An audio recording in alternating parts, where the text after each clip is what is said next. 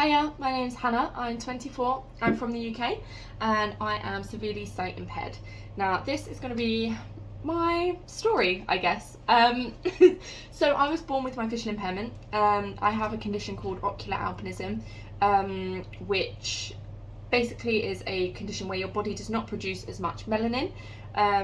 Therefore I have a lower level of vision. I'm very sensitive in the sun and to bright lights. It means I also have a lack of pigment in my skin, my hair and my eyes.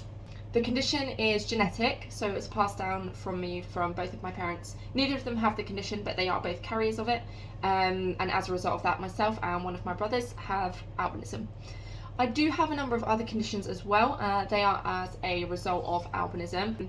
The one that affects me the most, other than albinism, is nystagmus. So nystagmus is an involuntary movement of the eye. So my eyes move uncontrollably, and I have a pendular nystagmus, so they move from side to side. This basically means whatever I'm looking at constantly moves. It means I have trouble with balance, definitely, and depth perception. So seeing how deep a step is, for example, that's really tough for me. And yes, it does make me dizzy as well.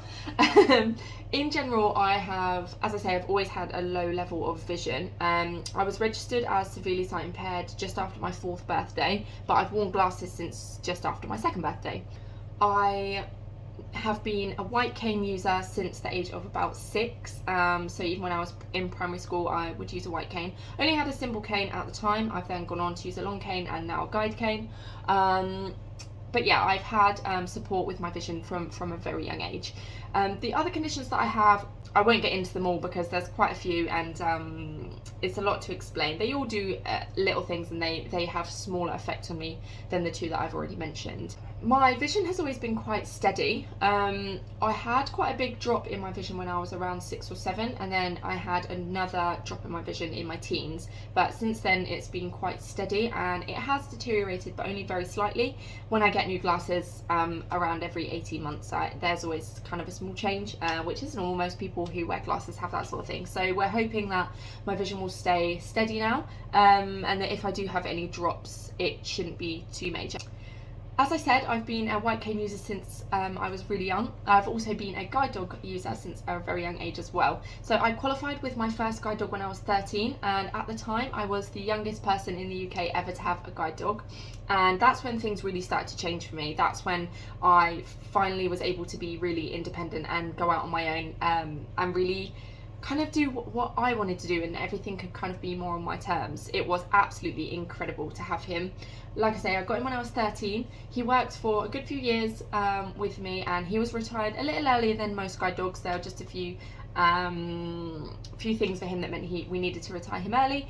And I got another guide dog, my second dog, when I was, I think, around 15. So my first dog, Rory, I had him when I was 13, and then I got Hetty when I was about 15 or 16. So I had her through, had Rory through at the start of secondary school, and then Hetty when I was doing my exams, like around year 11, and then when I left school, obviously she was with me. Hetty worked for 7 years being my guide dog, and she was retired in 2021. Currently on the waiting list for a new guide dog at the moment, so I'm hoping it's not going to be too long before I have another one, because it truly does make a drastic difference in my life. When I'm not using my guide dog, I go back to using my my cane. So there are so many things I could say about how it's affected my life and things like that, but I'm actually going to choose to speak about the amazing things in my life that have nothing to do with my vision. So I am a mum to 2 amazing children. I had my daughter when I was young. I was 19 when I had my daughter, and so she's now 4, she'll be 5 in September, and my son is 2. I am very lucky to have an amazing partner. He is wonderful. We have been engaged since about 2019. I say about 2019, it was 2019. He's fully sighted, and the kids both have really good vision as well. There would have been a chance of them having albinism, but very, very slim, and we know obviously now that neither of them do have it. They have wonderful vision, which I absolutely use to my advantage when I can. I work at a golf club, a local golf club, where I work behind the bar, which is a job that I never thought I'd be able to really do. The company are fantastic. My manager is amazing, and they're really, really supportive, making things accessible for me, things that I can and can't do. I try things and see if there's a way around it. you know, they're wonderful. The reason that I wanted to talk about stuff like that is because all of that is normal, and I think that's what people never kind of expect from someone who has a severe visual impairment. You know, vision is such a spectrum, and there are so many different levels of vision, so many different conditions, and everyone also deals with it really differently based on the conditions that they have. Now, I've found something really hard in the media actually, is that a lot of the content creators and things like that I've been seeing all have suffered with sight loss, and I don't particularly identify with that because I never really had very good vision in the first place. So as I've grown up, this is all I've known. It's the way I've always done things. So when people ask how do you do this and how do you do that and how is it different, sometimes I don't know what to say, because I don't really think of it as doing it differently because it's the way I've always done it. I haven't had to readapt and change. So I'm not saying it's easy by any means. There's definitely things that are very challenging and really hard.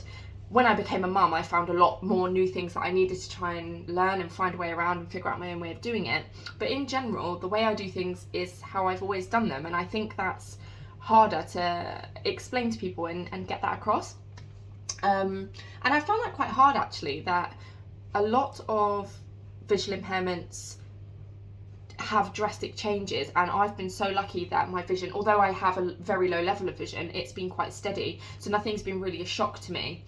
When I was about 15, I was a bit younger than that, probably around only 14 to be honest, I developed a condition called vitreous separation, where basically I just have a problem with my retina, and it causes visual disturbances sometimes. So you know when you look at a light for too long and you get like a black spot, I get that, but just randomly. I get things like that quite often.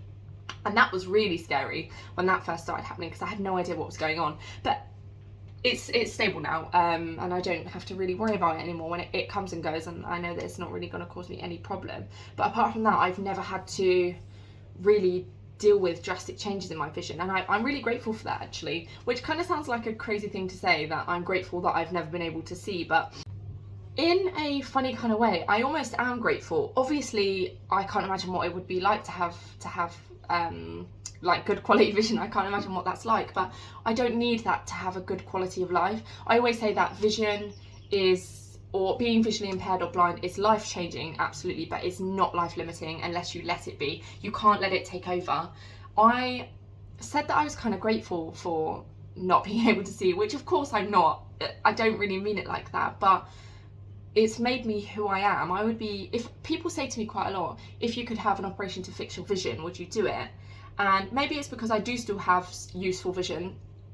I would say no, because it truly does make me who I am, and I would be a completely different person if I hadn't had to deal with all of these things and learn how to do different things and all kinds of stuff like this. And I don't know where I would be. It'd be completely different. This is because I've always been visually impaired. I've never been anything else. So as I was saying earlier about people with sight loss, they would have been a person before when they did have vision, and they've had to change and become kind of a new person, and I've never had that. This is who I am. It's always been who I am, and it's who I always will be, and I'm proud of that. Don't get me wrong, I've had, as I said earlier, I've had challenges thrown my way. I've had crazy stuff, things that are hard to deal with, not only because of visual issues. I've had all kinds of crazy stuff going on in my life, just the same as everyone has. I've had things to deal with, but you get through it, and you do what you have to do to just work it out and figure out where it is that you need to be. So in general, I could honestly talk for such a long time about all this kind of stuff, and it's refreshing to be able to just kind of blurt out and say exactly what I'm thinking, you know.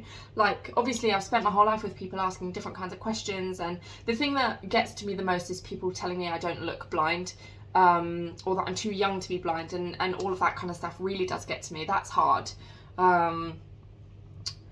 because, well, first of all, why should it look like anything, you know?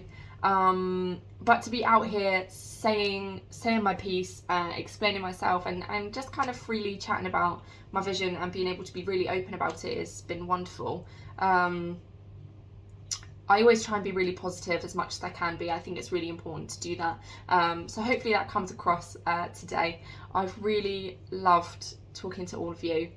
I'm really grateful to be able to share my story and to talk about my life in such a positive way, and only hope that it impacts someone else positively as well. I think I'll sign that off now because I'm going to get off on a tangent, but I'm so grateful. Thank you very much for listening.